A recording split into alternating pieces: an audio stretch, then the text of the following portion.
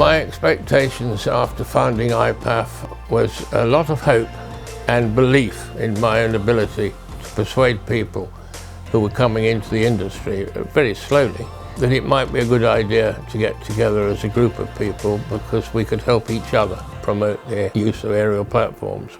By 1987, IPAF membership topped the 100. Some of the big construction companies were the first to suddenly realize this is going to save us money, it's going to save accidents, and it's a nice, clean, comfortable way to do the job, which might have taken a week to put the scaffolding up and a week to take it down, but an hour to do the job.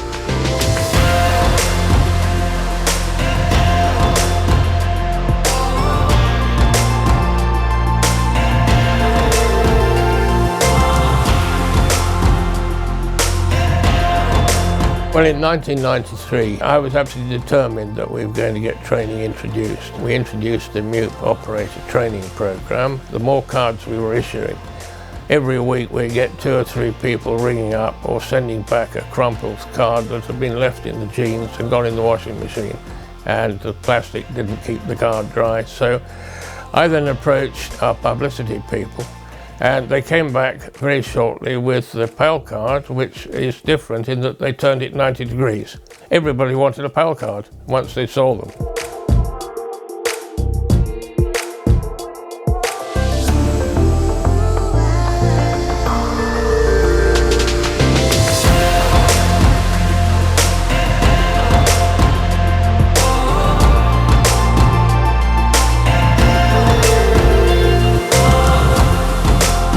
Simulator for platforms is probably one of the easiest things possible. I have a little knowledge on simulators because my father invented the flight simulator for the Lancaster bomber during the Second World War. In 2003, I was actually thrilled when I asked my friend Chris Bollington if he'd like to do some promotional work for IPAF. And he said yes, providing we help sponsor his expedition. Chris actually contributed a lot. I was really proud when we issued the 100,000th card and thought that was something that might have taken us a lot longer to reach. But now, of course, looking at the present day, you've hit 1 million and now you've hit 2 million and the 3 million is on the horizon. And I think it's truly incredible.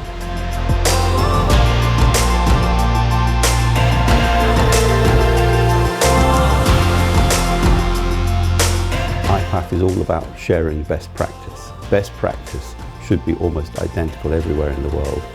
And I saw IPAF as a great way to gather information about best practice and then share it to save lives.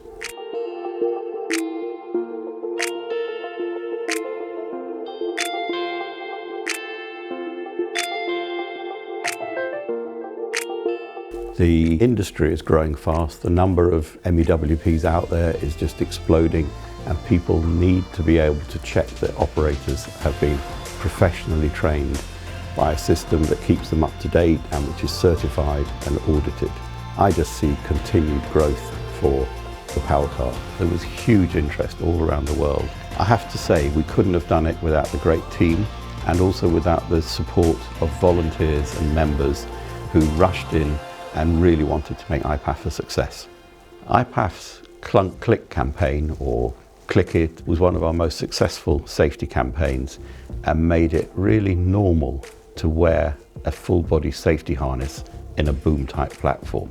In support of that campaign, IPAF organised some pretty dramatic demonstrations at exhibitions and events around the world, which really brought home to people how easy it is to be ejected from a platform in unexpected circumstances. I think that the growth and internationalisation of IPAF strengthened the core message, which is that IPAF shares best practice around the world. IPAF is there pushing out the message, consider best practice, always look at the best way to operate these MEWPs. The IPAF accident reporting portal and programme came out of requests from members to capture data on accidents. It allows us to see what are the most dangerous situations in operating an MEWP.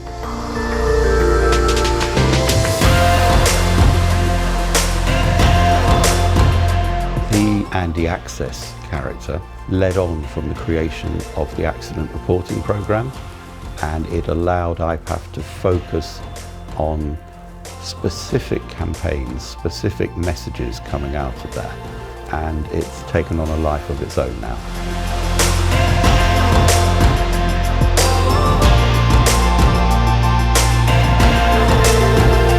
One of the big advantages of virtual reality is you can put the operator into dangerous situations without them being in danger.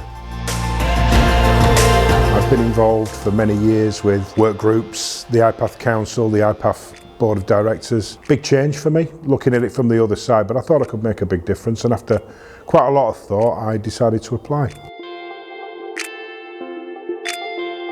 It's a tremendous achievement, and the numbers keep on growing. Each year we're training more and more people, which will just improve safety in our industry.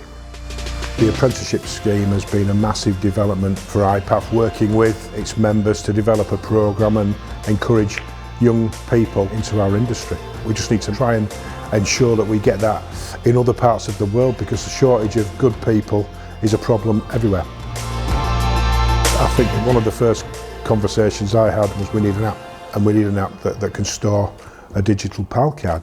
The start of it was Ipaf, being able to download your digital licence, your logbook, your certificates into a physical app. In terms of Karen being our first female president, I think it's a fantastic thing. When you look at the list of past presidents over many, many, many years, it's pretty sad that it's taken so long, but it's fantastic. The Women Empowered Access initiative is proving really, really successful. We're highlighting some fantastic women who are in our industry, which is inspiring others to join the industry, and we need to do certainly more. In the next 40 years, we'll continue to see significant improvements on the first 40 years, the mission that Paul started all those years ago. To me, IPAF is about sharing best practice from all around the world, and anybody who's not involved with IPAF should get involved, share best practice and contribute to keeping this industry safe. I think the most important aspect of IPAF is not me, it's not the IPAF team. We're here to support our members, but don't forget, our members are the ones who are giving up their time freely to improve training courses. The board, the council are giving up their time freely to help advise and drive the staff and me to do things for the industry. So they need a lot of credit. You know, the different work committees that are involved in improving safety, the manufacturers technical committee, all those guys attend meetings and come together as an industry with competitors.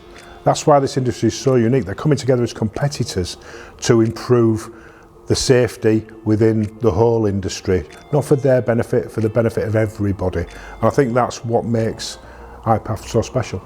I've lived long enough to see IPAF reach its 40th anniversary, and I'm immensely proud. I also have to acknowledge that a huge number of people have been involved with the carrying on with IPAF and its inception in so many other countries. It's far more widespread today than it was in the early days.